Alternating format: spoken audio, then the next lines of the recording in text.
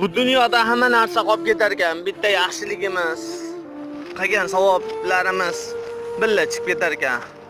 Lekin gunohlarimiz ham chiqib ketar ekanda. Qaranglar. Kimdirdir diliga ozor berib qo'ysak,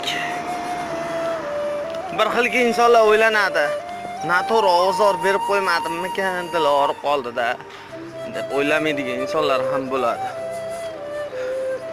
Ko'proq yaxshilik qilishimiz kerak. Kimdirdir diliga ozor berib qo'ygan bo'lsak.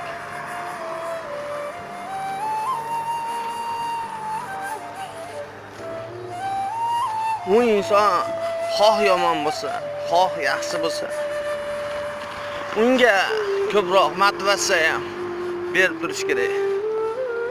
U inson o'zgarlikda. Yaxshilik qatorida yaxshilik qilib yurishlik hammamizga nasib qilsa.